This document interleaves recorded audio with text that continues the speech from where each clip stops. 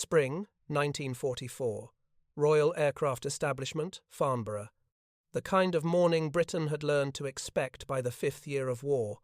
A cold hush before engines broke it, dew silvering the grass, and a low overcast sliding like cautious infantry across the Hampshire sky. A slender shape sat on the hard stand, pale blue and purposeful. A supermarine Spitfire PR Mark 11, unarmed, camera-bellied, its Merlin tuned not for dogfights, but for breathing thin air at great height. Where fighter squadrons painted nose art and victories, this machine wore nothing but test markings and the quiet menace of instrumentation. On its cockpit sill lay a clipboard, on the clipboard a flight card, and at the foot of the wing a man reading it with the deliberate calm of someone familiar with risk measured in feet per second and fractions of Mach. Squadron Leader Anthony F. Martindale, test pilot, trespasser by profession. He read the final line once more, dive profile to be flown, exactly as briefed, deviation prohibited. The word that was never printed but always present stood behind it. Forbidden. This was not a combat pilot's exuberant shove into a fast descent. This was a planned assault on a wall of physics that most believed impenetrable. Martindale climbed in, cinched straps, tapped the pressure taps and recording drum to ensure they were live.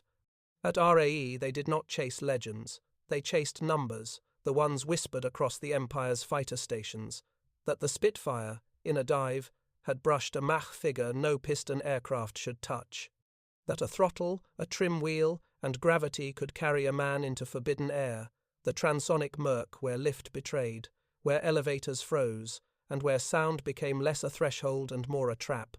Magnetos on, booster pump, prop pitch set. The Merlin 12 hummed, coughed, roared, the propeller blurred into a silver oath. Martindale rolled forward and lifted into a sky still stiff with morning chill. He climbed past 10,000 feet, 15,000, 20. The Spitfire, freed of guns and burden, soared cleanly. At 25,000 feet, the horizon curved gently and the world below blurred into fields and hedgerows soft as memory. He levelled briefly at 37,000 feet, where breath tasted of oxygen feed and frost feathered the inside of canopies and ran a trim check. Elevator forward bias, rudder neutral, ailerons tested, control stiff, as expected. Speed in the thin air struggled to matter, the dive would make its own. The radio crackled a clipped acknowledgement from ground control. No drama, no flourish. Just confirmation that the experiment and the peril had begun. Martindale eased the nose down. No sudden shove. The Spitfire was not to be flung, she was to be persuaded. The aircraft dipped, the horizon tilting until England filled the windscreen like a promise and a threat. The altimeter unwound. The airspeed needle woke and began its urgent sweep. Wind noise thickened, a rising growl. Somewhere aft, the turbo intake keened like a beast aware of too much sky. 28,000 feet, the controls stiffened further. The stick felt welded to the floor. Buffeting flirted with the tail, light as tapping fingers. 25,000 feet. Compressibility, the phantom under every British and American pilot's skin since early war reports from high-speed dives. Air piling thicker than water at the leading edges, shock waves forming where designers said nothing should happen until jets came. Behind him on the longerons, delicate instruments traced pressures no classroom had prepared for. 22,000 feet, a vibration, subtle at first, then deeper. The Merlin's note sharpened, prop tips biting the edge of transonic airflow. Martindale knew the warnings. Runaway propellers, overspeed, reduction gear shearing teeth like brittle bone. He kept the dive angle constant, his breathing steady through rubber hose and mask, his gloved hand resting but not pulling, pull too soon, and the controls might not answer, pull too harshly, and the tail might leave him entirely. At roughly 20,000 feet, the Spitfire passed through a veil that most pilots would never meet willingly. The airframe tremored. The air screamed not around the machine but against it. The nose wanted to tuck. The elevator felt carved from stone. Then the world changed by violence and surprise.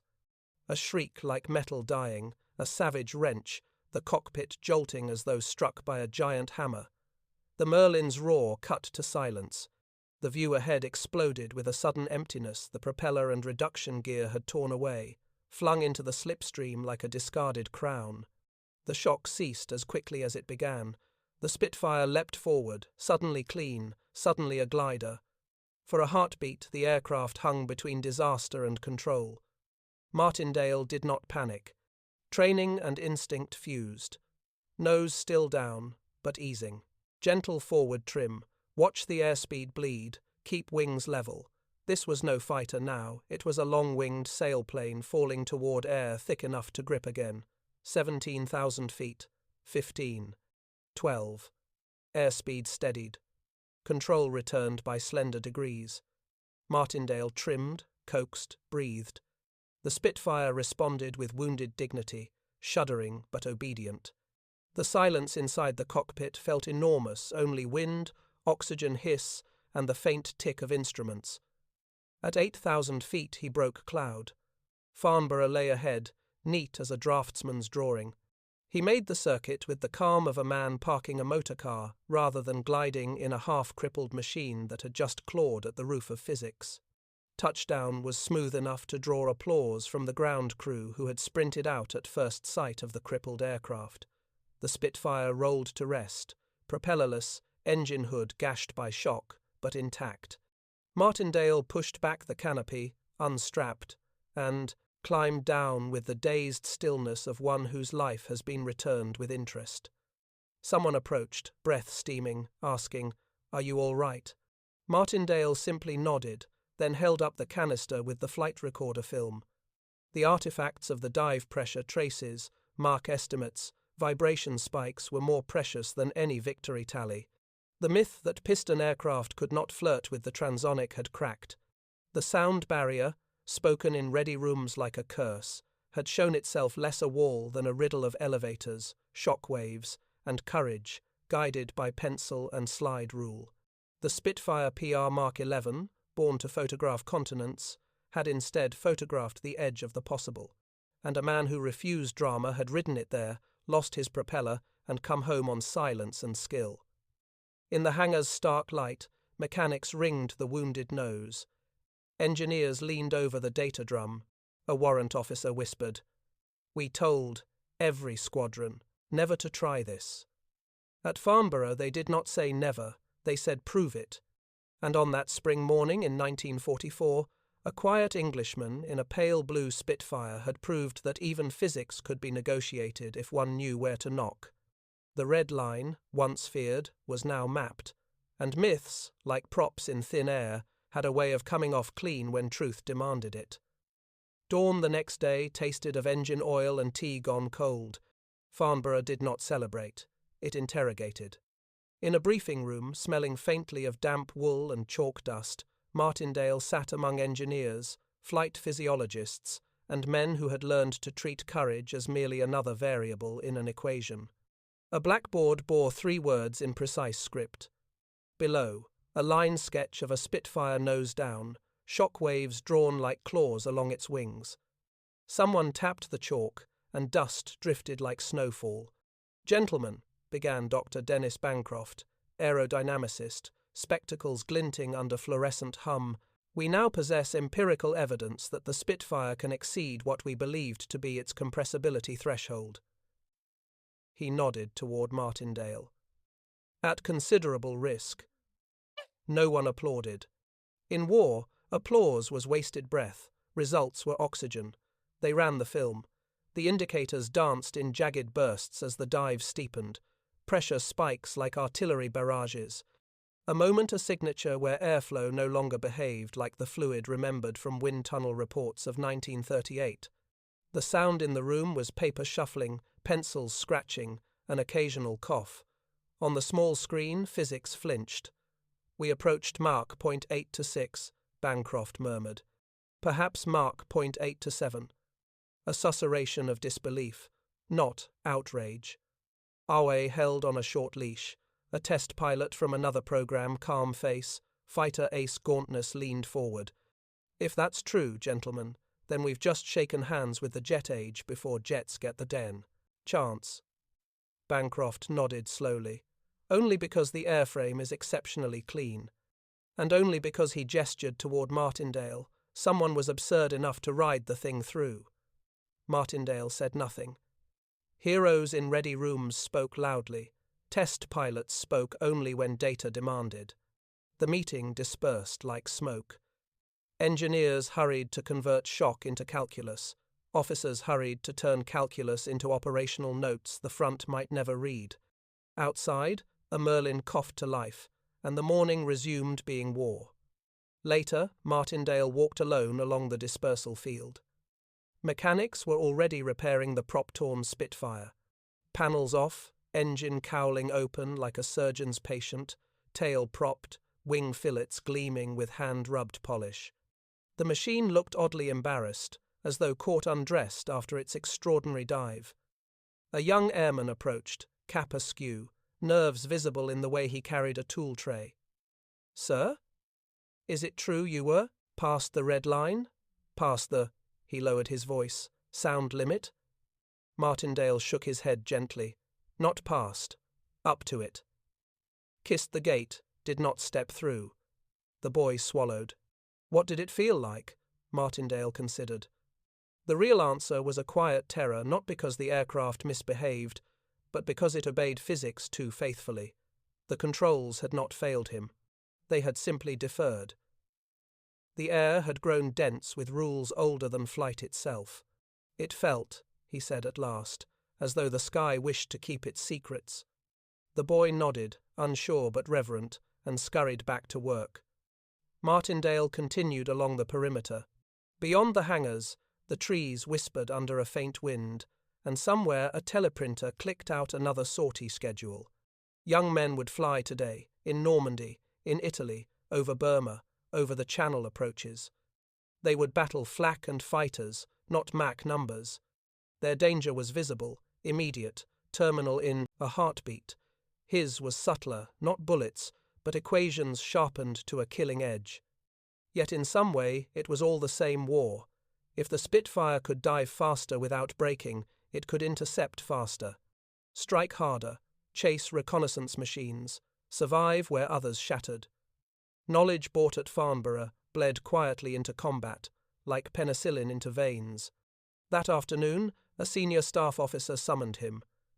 RAF blue uniform immaculate, fingertips ink-stained from paperwork that determined life and death with equal weight. "You know the meaning of what you've done," the officer said. "I merely flew the profile. You stayed in the dive longer than the brief allowed.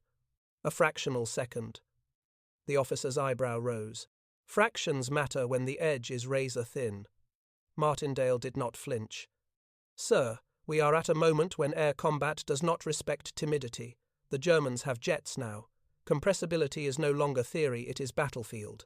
A beat of silence. The officer's tone softened. "We cannot order men to do what you did. You must not, but you must know what happens when they do it by accident or necessity." There it was, the argument that no bureaucracy could deny. Test pilots went where others might stumble. Better one disciplined dive than 1,000 doomed ones over France. The officer exhaled. "Very well. Your data will remain classified, but the insight will be passed quietly to operational commands." Martindale nodded. Knowledge, like oxygen, often travelled invisibly. Before evening, Bancroft sought him again. Not with chalk or notes, but a flask and 2 tin cups. "You rattled the sky," Bancroft said, pouring. "The sky rattled me. That is precisely why you are alive." They drank in silence. "You know you've given the jet boys a target now." Martindale allowed himself the faintest smile. "Then we must help them aim higher." Bancroft looked toward the runway, where another prototype rolled out, its exhaust glowing faintly against dusk. "Physics is not a wall, it is a polite doorman. Knock correctly, it opens. And if you barge through, then it throws you down a very long staircase." Martindale chuckled, a rare sound. "I prefer doors." Night settled. The Spitfire under repair rested, metal cooling, instruments still faintly ticking. Somewhere high overhead, an unseen bomber formation droned toward occupied territory.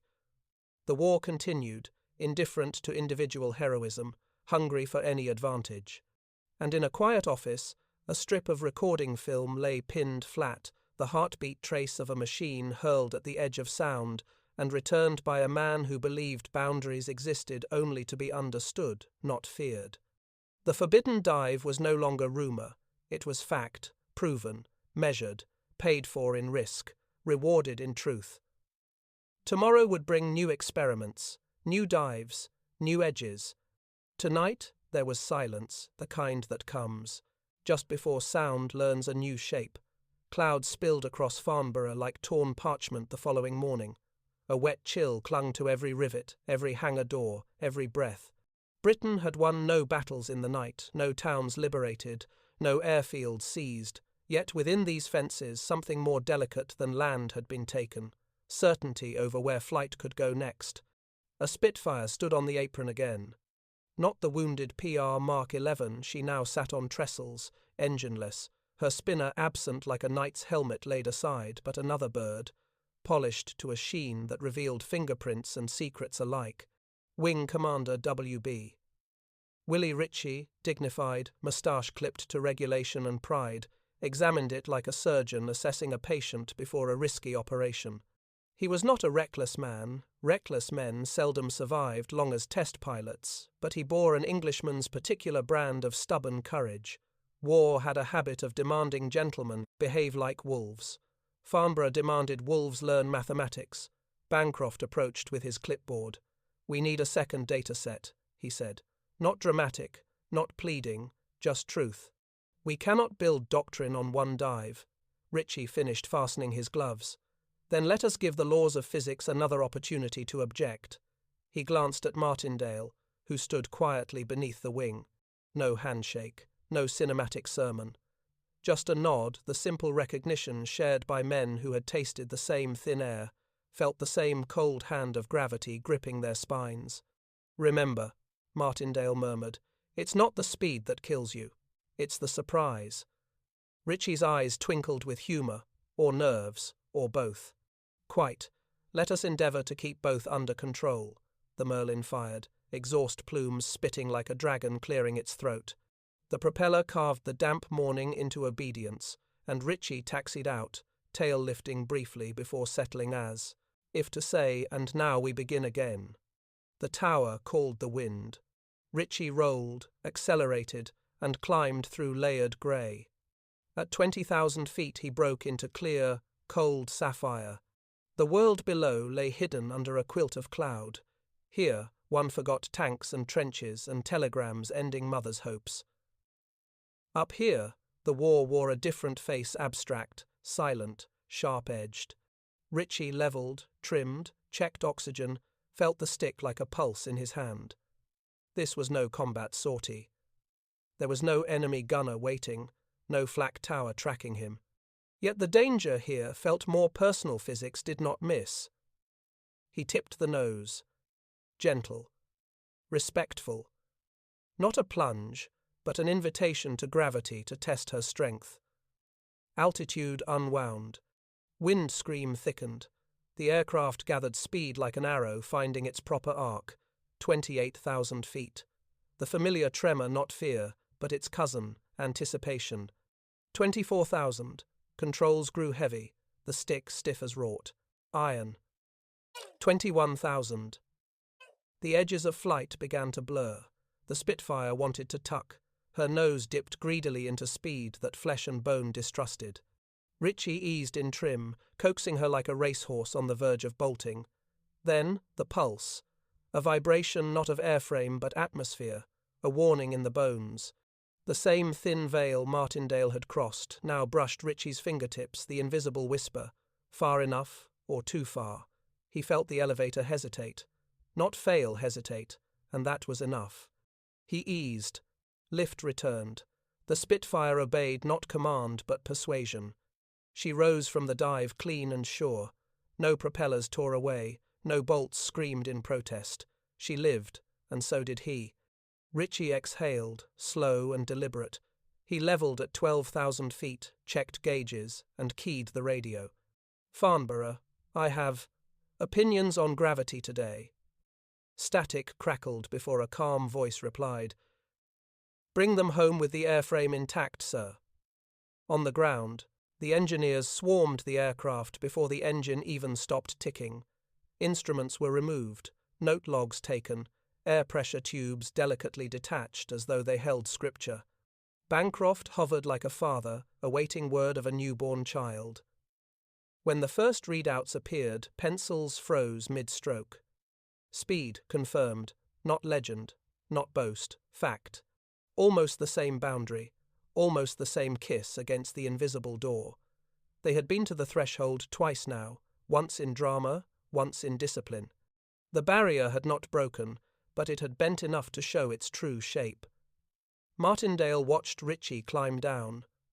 No applause, no theatrics, just the quiet dignity of a man who had shaken hands with danger and found it polite. Well? Martindale asked. Ritchie unstrapped his helmet, hair flattened like a man who had wrestled wind itself. Frightfully cold up there, he said dryly, then softer, and rather close to eternity. They both understood, pilots spoke in, understatement when terror had been exact and precise. By midday, the first brief reached the Air Ministry, carefully worded. Names omitted.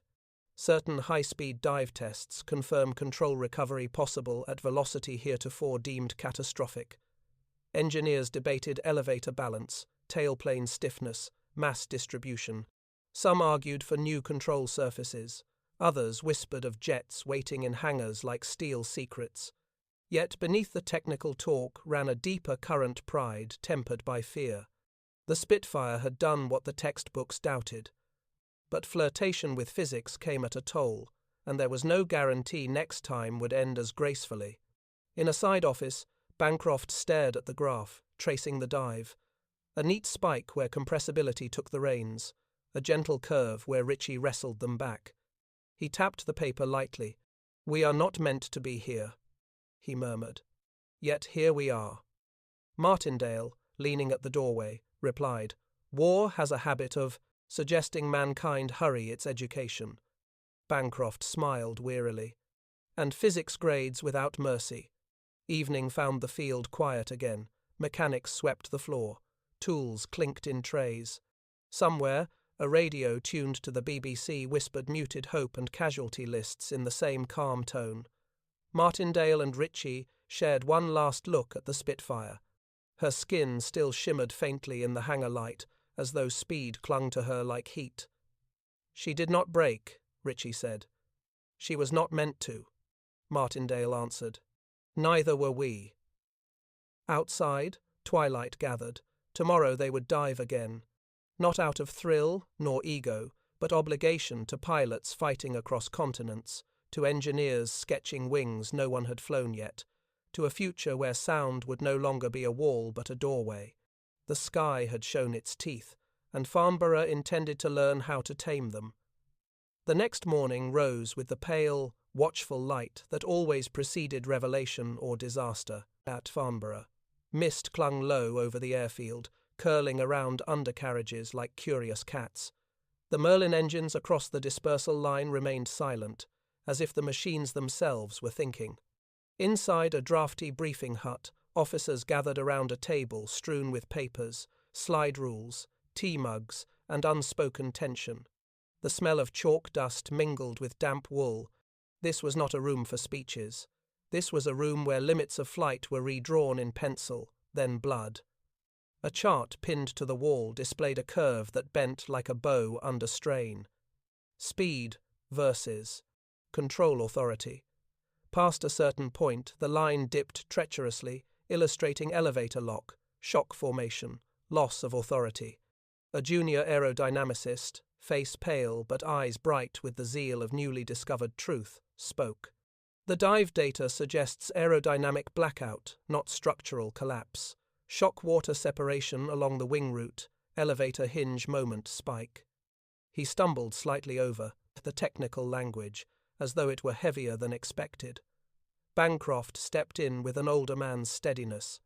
In plain speech, the air becomes treacle, the controls stop listening, and if the airframe does not break, the pilot may yet panic and do so in spirit. Quiet chuckles, nervous ones. When mortality lives on the table in front of you, humour is an amulet. Martindale stood aloof, hands behind his back, Ritchie beside him, posture straight as a church spire. They did not lead the room with rank, they led it by the gravity of having gone where theory became thin. "We cannot leave this as test pilot law," Bancroft continued. "We must translate it into operational instruction." Someone scoffed lightly, an Air Ministry liaison in perfectly pressed uniform, unfamiliar with oil stains. "Operational? Are we truly imagining squadron leaders teaching frontline pilots how to flirt with the speed of sound?" "No," Martindale replied, voice calm but steel-lined. "We are imagining frontline pilots already doing so without instructions." A hush, deeper than silence, followed. Ritchie added softly, "Better they fly armed with knowledge than stumble into death by ignorance." The liaison swallowed. War had a way of blunting cynicism. Bancroft tapped a finger on the board. "Elevator mass balance, tailplane stiffness, control friction. Even slight modifications might allow recovery at these speeds." "And if they do not?" someone asked. Martindale answered without hesitation. "Then pilots must be taught that recovery is possible at all. That moment of hesitation is the fulcrum between life and obituary." A young officer, barely shaving age, with the hard stare of someone who had already seen too many funerals, raised his hand. "What of jets, sir? The Germans are up there already. Me-262s. If they can outrun us, we must outrun ourselves." "Precisely. The Spitfire remains our blade. But the jet is the future. Until we refine her, we must harden our sword." The conversation turned from names and faces to equations, airflow coefficients, hinge moments, shock position estimations. To men who had flown at the edge, these numbers were not abstractions, but ghosts with weight. Outside, the mist thinned, the sky was clearing. Experiments waited. By midday, Martindale walked the hangar where the wounded PR Mark 11 rested on jacks. The engine bay gaped open, emptiness stark where the propeller should have been. A mechanic polished the spinner cap recovered from the field, turning it in his hands like a relic. "You will fly her again, sir?" the young man asked. "No," Martindale replied. "She has already given her measure. But, sir, she came home. She came home for a reason. Machines that survive miracles are not to be asked for an encore." The mechanic nodded, chastened. Martindale softened the lesson with a hand on the wing. Better to honour a brave aircraft than abuse her luck. Luck, such a small word for so much mathematics. Nearby, another Spitfire awaited, wings gleaming with freshly applied polish, gauges recalibrated, trim tabs checked thrice. A test rig on her tailplane gleamed like an experimental organ. The future perched in aluminium, quiet and hungry. Ritchie joined him. "They have decided, then?" "Yes. Controlled dives will continue. Incremental steps. No record chasing." Ritchie smirked. "No one chases records at Farnborough. We chase truth." "And truth," Martindale murmured, "occasionally tries to tear one's propeller off." They shared a thin smile, the humour of men who joked to keep fear from breeding.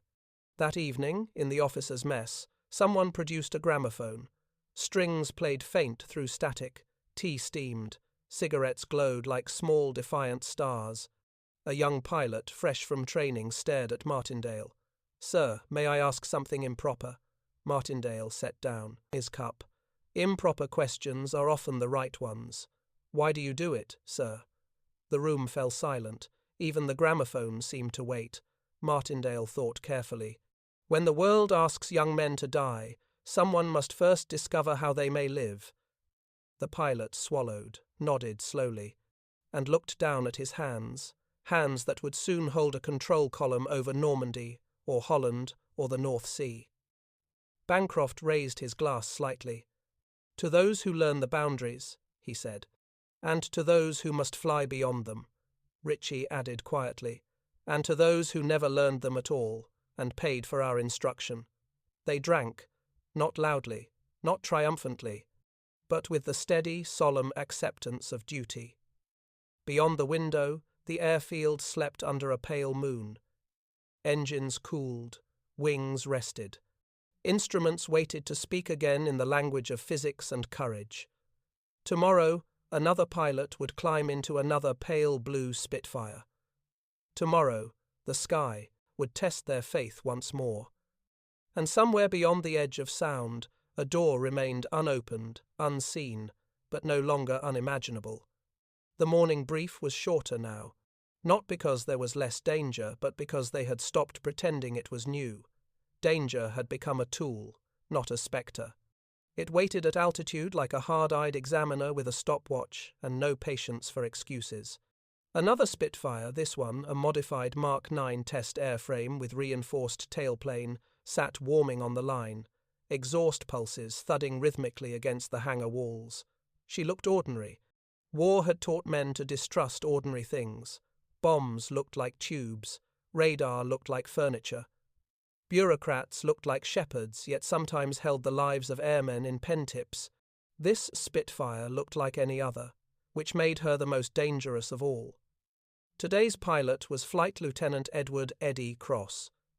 22 years, already a veteran of North Africa, lean-cheeked and sharp, like someone the war had carved rather than recruited.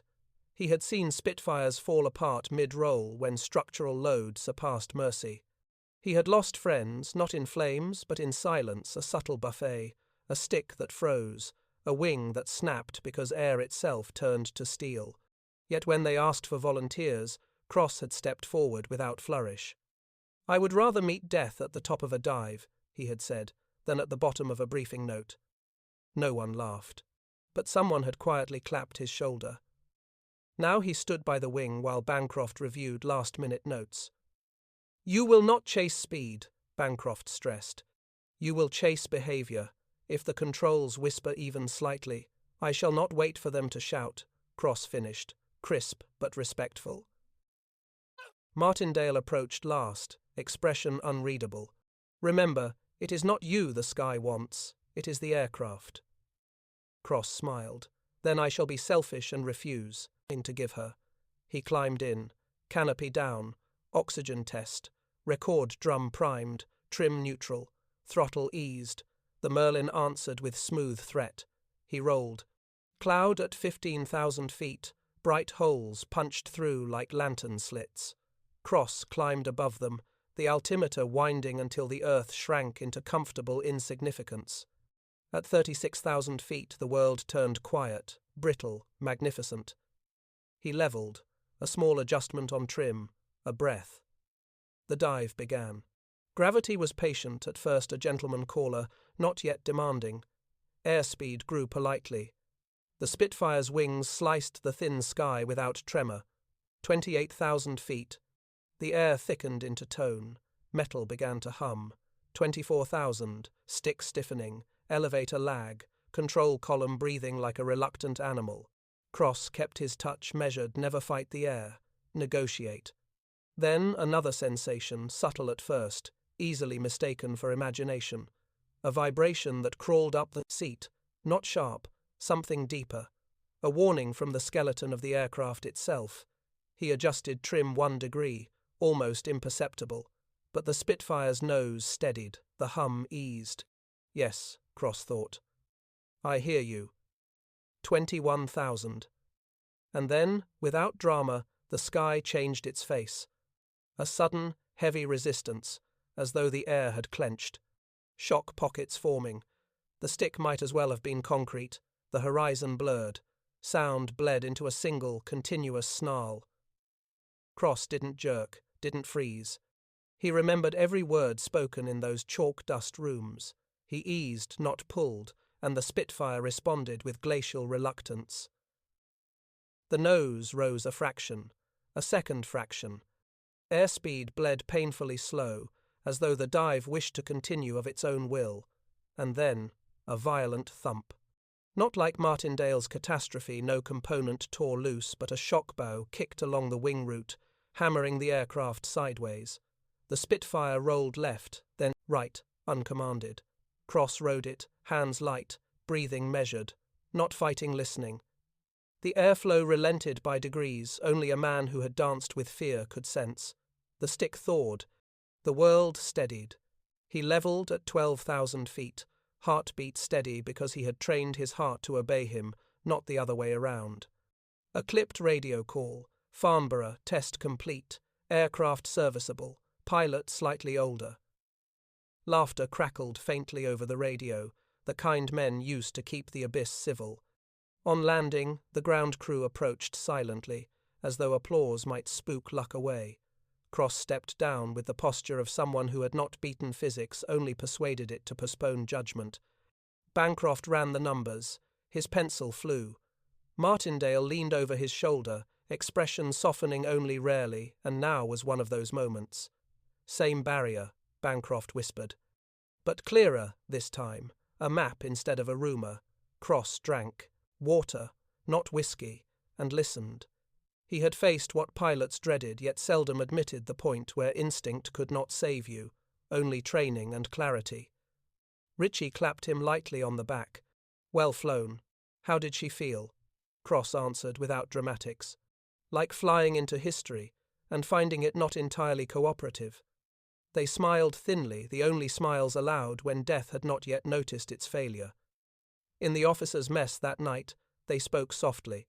Aileron kick, Cross murmured, replaying the sensation in his mind. Left wing lost lift first. Shock formed asymmetrically. Bancroft scribbled notes. We'll stiffen the outboard section, reduce elevator hinge gap, perhaps slight leading edge recontour. Martindale sipped tea. Do not hurry the design. We are allowed this frontier only because others are dying elsewhere to buy the time. Silence. Respectful. Heavy. Cross looked toward the dark airfield beyond the window. Will we break the sound, sir? Martindale considered. Not with pistons, but someone soon will. And we are the ones who teach them where the walls are? Cross asked. Ritchie nodded. Where the walls are, and where they lie. Another silence. Then a voice from a corner, a mechanic, off-duty, uniform smudged, whispered, Sir, were you afraid? Cross answered without shame. Yes, but fear kept my hands gentle. And Martindale, hearing that, allowed himself a true smile, rare, earned, quiet as dawn. The frontier had teeth. It had bitten today, tested, measured, and released.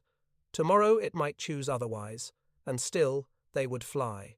For if war burned men's bodies, this work guarded their minds and the machines that would carry the next generation not merely to battle, but into the future carved beyond sound itself. 2 days later, the wind came from the south, the warm sort that lifted gulls and dandelion seeds and made even hardened. Mechanics glanced skyward with a child's instinct to look where birds might dare. It was the kind of breeze that lied gently and suggested nothing terrible had ever happened in the sky. Yet in the hangar, no one was fooled. Airfields remember, concrete remembers, wings remember most of all. The Spitfire slated for flight today sat stripped, belly fairing removed, tailplane access open, minor control surface modifications glinting under lamplight.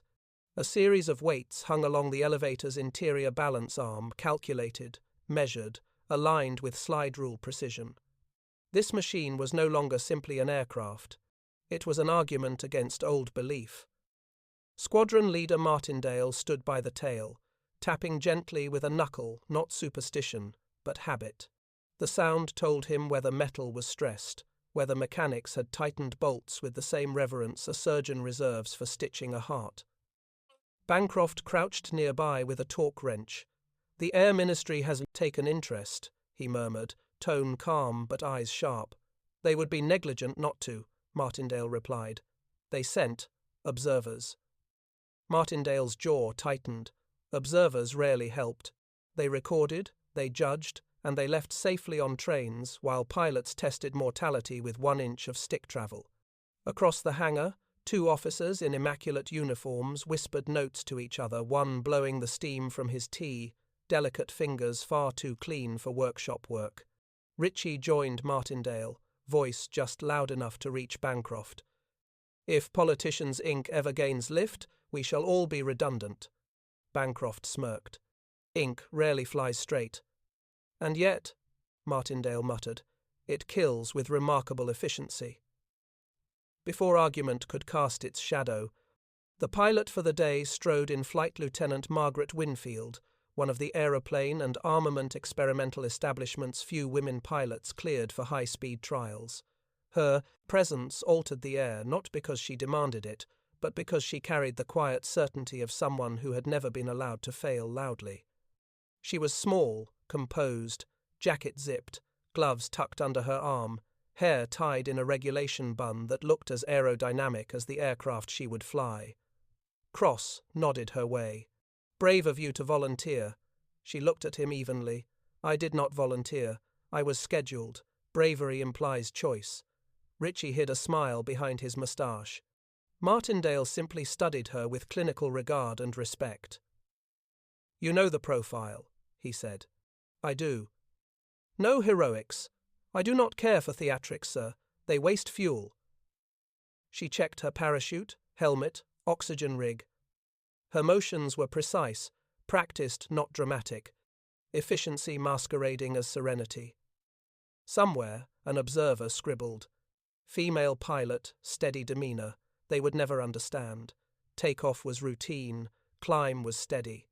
At 29,000 feet, she reported engine temps, trim, fuel pressure. Her voice, crackling through the wireless, was calm, clipped, almost bored. Level at 33,000, commencing dive entry. Farnborough held its breath. She tipped the nose, gentle as a bow being drawn across a violin string. Airspeed needle swept. The Spitfire tightened into the dive like a hawk stooping through cloud. 28,000, 24,000, 22,000. Same whisper of compressibility. Same subtle, heavyening stick. The sky once again behaved less like fluid and more like a pane of glass waiting to fracture.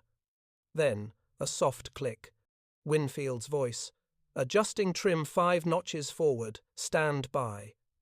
The Spitfire trembled, not violently, not threatening, but like a thread pulled taut. Then the vibration resolved into stability, the way a struck string eventually finds pitch. Control response improved, elevator authority partial. Bancroft's pencil froze in mid-stroke. Martindale leaned forward, eyes narrowing. "She has it!" The radio cracked again. "Passing 15,000, recovering, smooth curve, no buffet beyond acceptable." At 12,000 feet, she leveled, engine note steady, voice steady. Test complete, aircraft and pilot unperforated. Laughter erupted in the hangar like pressure leaving lungs. One of the observers clapped his hands lightly, too lightly, but no one cared. Mechanics who had been stone-faced for hours now exhaled. Cross swore softly in admiration. Bancroft's pencil resumed scribbling like a man transcribing scripture. Martindale closed his eyes for a heartbeat. Not relief recognition. They had just watched someone nudge a wall the world did not know existed. When she taxied in, no one rushed her. Reverence had weight here. She pulled off her helmet, cheeks pink from oxygen mask pressure, and stepped down. Bancroft's first words were not congratulations. What did the elevator feel like at peak velocity? She frowned slightly, thinking. Hollow, as if the airframe remembered something before the pilot did. Martindale nodded. Memory in metal. Good. Ritchie raised a brow. Do you intend to assign poetry to physics now? Only where necessary, Martindale said. Sometimes the sky speaks in metaphor. Winfield accepted a cup of tea from a mechanic, her gloved fingers curled around it like a lifeline, though her voice betrayed nothing. Will you go again? Cross asked. Of course, we have not finished the map. One of the observers, clearly unused to humility, cleared his throat. Quite impressive, Flight Lieutenant. And reassuring. We intend to brief command that the Spitfire is safe for Winfield cut him off, polite but cold. The Spitfire is safe when flown intelligently. Do not insult the aircraft by assuming otherwise. The observer blinked. The room nearly applauded. That evening, the mess hall hummed softly. No grand speeches, no chest beating, only quiet satisfaction, like craftsmen admiring a joint fitted so flush you could not slide a thought through it. Ritchie toasted with whiskey. To control, to courage, to curiosity. To not breaking things we do not yet understand. Outside, the wind shifted, colder now, promising storms, promising questions yet unanswered. Beyond the hangars, jets slept under tarps, meteor children of aluminium and mathematics. Their time was approaching. And in the test log, someone wrote with simple clinical precision, Spitfire flight envelope expanded. Pilot recovery confirmed at velocity beyond theoretical control limits. Future belongs to those who listen to the sky before defying it. No fanfare, yet history silent, waiting, patient had just taken note. The next morning dawned with a dull metallic sky, the kind that muffled sound and made even Merlin engines warming on the line seem thoughtful rather than fierce. Mist clung to the grass at Farnborough, swirling slowly like something reluctant to leave the earth. In the briefing hut, chalk dust floated in the air like soft snowfall diagrams, curves, and velocity envelopes scrawled across blackboards in layers of stubborn argument. Ritchie stood before one board, cigarette unlit between his fingers, tracing the chalk arcs with a sort of fragile reverence. Engineers, pilots, mathematicians, all gathered in a room meant for simple orders, now holding the weight of aviation's future like priests handling relics. The new constraint was shockwaves, invisible hammers forming on wing surfaces like fingernails pressing into skin. Compressibility, control stiffening. These terms had once sounded academic, the province of wind tunnel theorists and dry technical journals. Now they were real as bone. Bancroft spoke first, tapping the board with his chalk. The free air mark limit varies by location on the wing. We always assumed flow. Separation was inevitable. Past 0.8 Mach. We were wrong. Cross folded his arms. We are not supposed to say that aloud. The ministry prefers provisional envelope revision. Winfield sat at the back, notebook open, hands calm. She had flown the unknown. The rest merely named it. Martindale entered quietly, closing the door behind him. He placed a small metal fragment on the desk, bronze and steel, twisted, polished at edges by heat and speed, the remains of his reduction gear. The room fell silent. Yesterday, Martindale began, voice steady. Flight Lieutenant Winfield demonstrated controlled recovery at speeds considered unrecoverable. We have all seen the data. The instrument reel confirms velocity equal to or exceeding previous extreme events. He did not say record. He did not need to. A young Air Ministry liaison officer, crisp uniform, a face untouched by windburn or fear, raised a tentative hand. With respect, sir, if the Spitfire is now confirmed safe at such velocities, might we reconsider operational guidance? Pilots at the front will kill themselves. Martindale finished sharply. Unless they have our training, our understanding, and our discipline. Winfield added softly, and our fear. The liaison frowned. Fear? Hardly a quality to encourage. Winfield closed her notebook. You misunderstand. A pilot without fear is already dead. Experience teaches calculation. Fear teaches respect. Silence again, the kind that creaks. Bancroft stepped forward, tapping a pencil on the chalk tracing of a wing section. The Spitfire does not defy physics. It obeys a deeper layer of them. These flights are not proof of immunity. They are proof of patience, Cross snorted, and of pilots who can feel beyond numbers. Martindale's eyes flicked toward the window where sunlight finally pierced cloud. Numbers matter, so do hands. Minds bridge them. He paced slowly, like a man, walking the edge of a blade. We must decide what to tell command. Full truth risks misuse. Too little truth risks lost opportunity. Ritchie exhaled smoke toward the ceiling. If headquarters hears the Spitfire survives at high Mach dives, they will order tactics built on miracles. And miracles, Winfield murmured, are seldom repeatable. The liaison stiffened. The front line requires every advantage. Martindale met his gaze without flinching. Then we give them advantage without illusion.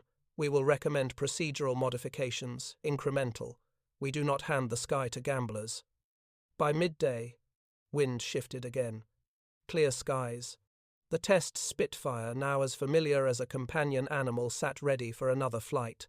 But Martindale grounded operations, choosing instead to walk across the airfield with Winfield in slow silence, boots crunching on frost-thin grass. "He will not understand," she said quietly, referencing the liaison. "To him, the sky is a tally."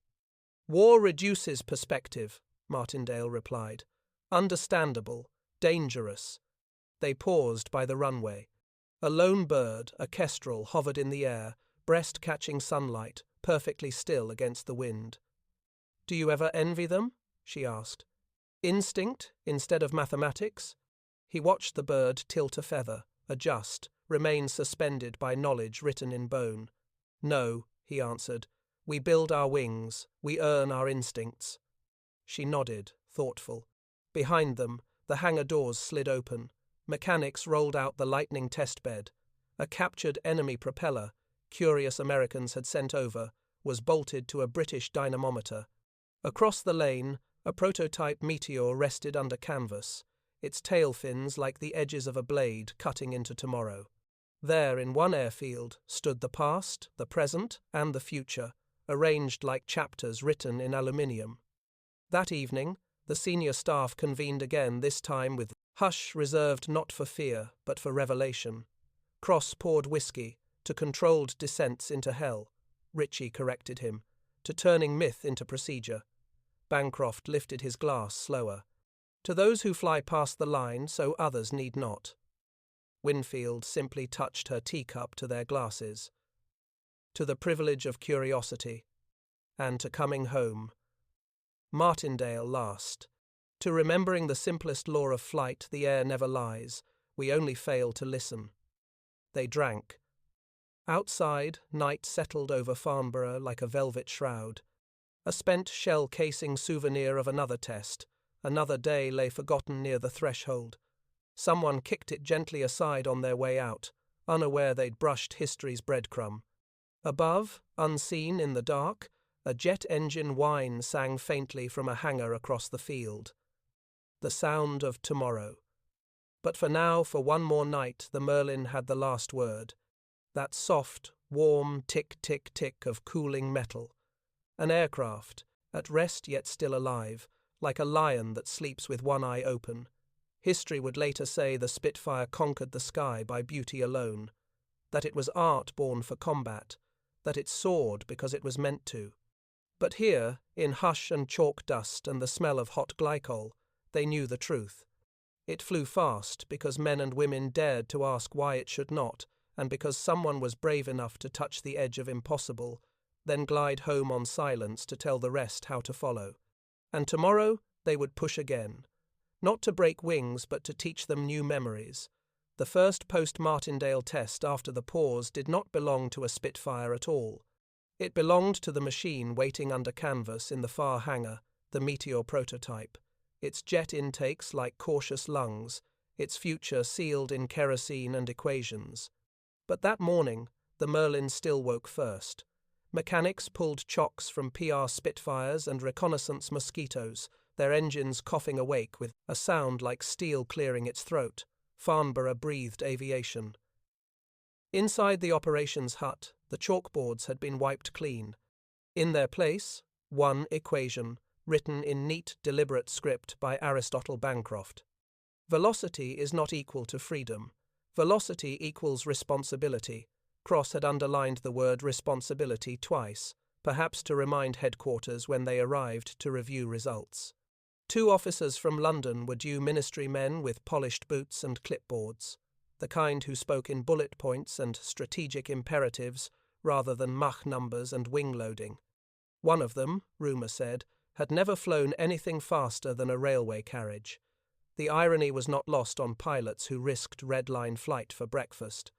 Martindale and Winfield stood at a table, examining printouts, tape traces of oscillation data, pressure distributions, control reaction graphs. A wind tunnel model of the Spitfire wing lay nearby, its leading edge fitted with tiny tufts of wool that had once fluttered in invisible streams, showing where air loved the wing and where it betrayed it. "Boundary layer behavior here," Winfield said, tapping the trailing edge sketch. "It begins to detach just aft of the cannon bay." Martindale nodded. "Notice the oscillation node. It coincides exactly with the onset of compressibility buffet." Cross sauntered over, sipping tea. "So physics was not merely being polite yesterday. It really did bend." "Momentarily," Bancroft replied, appearing behind him as if summoned by mathematics alone. "We did not bend physics. We only found where it allows forgiveness." Cross smirked. "A poetic engineer. Nature help us all." Outside, the Meteor's jet engines spooled the sound strange, hollow, predatory. No piston thrum, no blade slap, just rising, smooth hunger. A handful of airmen paused to stare. The jet was not pretty, it was purposeful. A steel promise. Winfield watched too, expression carefully neutral. "Do you ever think," she murmured, "that we are studying the end of something as much as the birth of something else?" Martindale's gaze drifted toward the familiar Spitfire shape resting quietly near the fuel bowser. "No end," he said. "Only inheritance. The jet will learn from our bruises." She considered that. Still, the first bird to fly sees the whole field. The second sees only sky shaped by someone else's wings. The ministry car arrived after noon, a black Humber with polished chrome and tires that had never known mud. Out stepped two men in pressed uniforms. One older, grey-haired, moustached, the other young and earnest, the paint barely dry on his commission papers. The older man introduced himself with clipped authority. "Air Vice Marshal Hulworth. This is Wing Commander Elton. Headquarters requires a full debrief on the recent, unconventional descent trials." Cross leaned toward Bancroft and whispered, "Translation, we heard rumors someone outran common sense." Bancroft elbowed him discreetly. The briefing was formal at first flight graphs, recorded Mach figures, control surface reports, oxygen flow data, shock stall observations. Numbers, numbers, numbers, each one a bead in a rosary of danger. Then Winfield rose to speak. "We learned the airframe will endure brief excursions into compressibility. We confirmed that pre-stall buffet can be detected tactilely before control is fully lost. We established procedural recovery methods. Halworth raised a hand. "What speed?" She paused. The room held breath. "A little above 0.8 Mach, perhaps 0.81. A murmur. A pencil snapped in someone's fingers. Halworth removed his spectacles, cleaning them slowly. "You took a piston-driven aircraft into a regime the Americans insist cannot be crossed without structural catastrophe." Winfield's voice remained calm. "We did not intend to break limits. We intended to understand them." Cross, never able to resist, grinned. "And as it turns out, physics occasionally enjoys company." Halworth looked at Martindale. "Squadron Leader, did you approve this?" "No, sir. I commanded it. Silence. Hard silence." Then Halworth's mouth twitched, not quite a smile, but something near its neighborhood. "You landed the machine after losing your propeller 2 days ago. Now you flirt with transonic conditions. If you were not so insufferably useful, we would court-martial you to prevent others from dying emulating you." Martindale's reply was simple. "Others will follow. Better we build the map first." The older man stared at him a long moment, then nodded. "Do not publish this data broadly. Tactical advisories only. No heroics requested or admitted." A decision born not of cowardice, but of realism. War already killed too many brave fools. That afternoon, the Meteor took to the sky the first jet to fly over Farnborough that week. It lifted with strange urgency, as if eager to outgrow the world that built it. Martindale watched in silence. Winfield asked, "Does it make you feel obsolete?" "No, it makes me feel early." Above, the jet carved a line so clean through the air, it almost seemed to erase sound rather than make it. The Spitfire beside them, beautiful, curved, lyrical, suddenly looked like a violin resting next to a steel piano. A relic, perhaps, but relics can be holy things. Ritchie wandered up with oily hands and a grin. "Jet's a fine thing, but I do not trust air that does not rumble." Cross clapped his shoulder. "You are sentimental." "No," Ritchie replied. "I am loyal."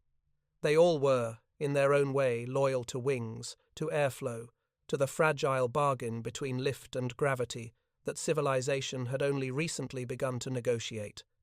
Evening fell. Pilots drifted back to quarters. The Meteor returned, engines ticking down, metallic and alien. The Spitfire gleamed soft in last light, living history. Winfield stood by it, tracing its wing with her fingertips. "We learned the sky has layers," she whispered, "and we learned how to listen at each one." "And tomorrow?" Martindale asked. She smiled. "Tomorrow we teach others, carefully." He nodded, satisfied.